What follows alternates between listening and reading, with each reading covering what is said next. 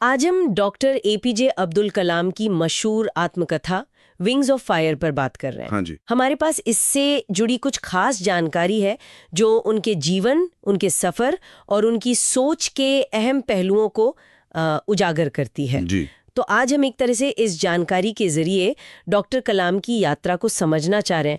मतलब रामेश्वरम के छोटे से कस्बे से निकलकर भारत के मिसाइल मैन बनने तक का वो पूरा सफर। हाँ, उनके संघर्ष, उनकी वैज्ञानिक कामयाबियां और हाँ, उनकी वो प्रेरणा देने वाली सोच।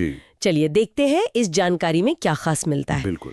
ये किताब जो 1999 में आई थी और जिसे डॉक्टर कलाम ने अरुण तिवारी के साथ मिलकर लिखा था, वो सिर्फ एक इंसान की कहानी नहीं है।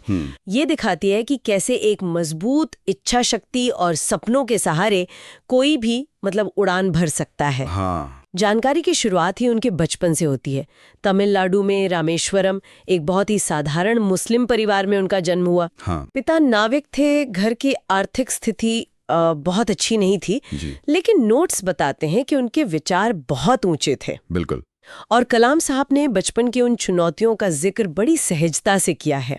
हाँ, और दिलचस्प बात यह है, जो जानकारी में भी है, कि यही शुरुआती अनुभव थे जिन्होंने उनके चरित्र को गढ़ा। अच्छा। हाँ, जैसे वो छोटी उम्र में अखबार बांटकर अपनी पढ़ाई का खर्चा निकालते थे। ये दिखाता है कि मेहनत और लगन वो बचपन से ही उनके स्वभाव का हिस्सा थे। सही बात है। और यही थीम, कठिनाइयों पर जीत पाने वाली, वो पूरी किताब में दिखती है। फिर उनकी पढ़ाई का दौर आता है। पहले फिजिक्स पढ़ी, फिर मद्रास इंस्टीट्यूट ऑफ टेक्नोलॉजी से एरोनॉटिकल इंजीनियरिंग की जी। और इसके बाद वो भारत के 2 सबसे बड़े वैज्ञानिक संस्थानों से जुड़े, डीआरडीओ यानी defence research and development organisation, हाँ, रक्षा अनुसंधान और विकास संगठन, और इसरो यानी भारतीय अंतरिक्ष अनुसंधान संगठन। और असल में यहीं से उनकी असाधारण वैज्ञानिक यात्रा शुरू होती है। हाँ। जानकारी में भारत के जो शुरुआती मिसाइल कार्यक्रम थे उनका खास जिक्र है, जैसे अग्नि और पृथ्वी मिसाइलें। हाँ हाँ। इन मिसाइलों ने भारत की रक्षा क्षमताओं को बहुत मजबूती दी। बिल्कुल। और साथ ही SLV-3 परियोजना, सैटेलाइट लॉन्च व्हीकल, हाँ। उसका भी जिक्र है। हाँ। ये वो रॉकेट था जिसने भारत को अपने सैटेलाइट खुद अंतरिक्ष में भेजने की क्षमता दी। और इसी वजह से उन्हें मिसाइल मैन ऑफ इंडिया कहा जाने लगा। सही। ये सिर्फ तकनीकी उपलब्धियां नहीं थी, ये भारत के आत्मनिर्भर बनने के सफर में बहुत बड़े मील के पत्थर थे एक तरह से। लेकिन यहाँ एक पहलू है जो इस जानकारी में मुझे सबसे ज्यादा दिलचस्प लगा, कि ये किताब सिर्फ मिसाइलों और रॉकेटों के बारे में ही नहीं है। नहीं, बिल्कुल नहीं। इसमें उनके आध्यात्मिक विचारों और विश्वासों का भी गहरा जिक्र मिलता है।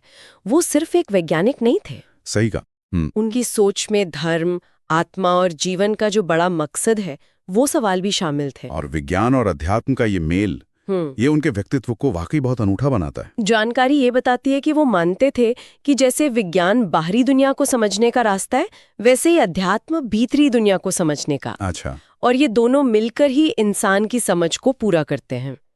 तो उनकी उपलब्धियां सिर्फ तकनीकी नहीं है, उनमें गहरी मानवीय सोच भी झलकती है। हाँ, ये सोचने वाली बात है। हाँ, कि ज्ञान की खोज और मन की शांति की तलाश, ये कैसे एक साथ चल सकती हैं। और आखिर में जानकारी इस बात पर खास जोर देती है कि ये किताब प्रेरणा का एक बहुत बड़ा स्रोत है, खासकर नौजवानों के लिए। बिल्कुल। ये दिखाती है कि हालात चाहे कितने भी मुश्किल क्यों ना हो, अगर मेहनत, लगन और ईमानदारी से काम किया जाए तो कोई भी इंसान महान बन सकता है। हाँ जी। उनका वो मशहूर कोट याद आता है जो नोट्स में भी है जी। सपने वो नहीं जो हम सोते हुए देखते हैं। हाँ। सपने तो वो हैं जो हमें सोने ही न दे। हाँ, बहुत प्रेरणादायक। बिल्कुल सही कहा। ये किताब इस बात का सबूत है कि आपकी पृष्ठभूमि मायने नहीं रखती। असली चीज है आपकी क्षमता और उसे निखारने का जज्बा। हाँ, जानकारी के मुताबिक उनका जीवन ही इस बात का उदाहरण है कि एक साधारण शुरुआत के बावजूद असाधारण ऊंचाइयों को छुआ जा सकता है।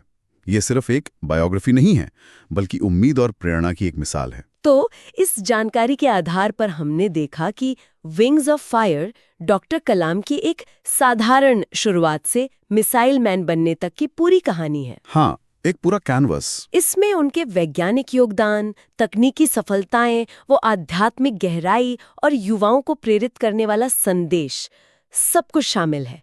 संक्षेप में कहे तो ये एक ऐसे व्यक्ति की कहानी है जिसने अपनी लगन से आसमान छू लिया। बिल्कुल।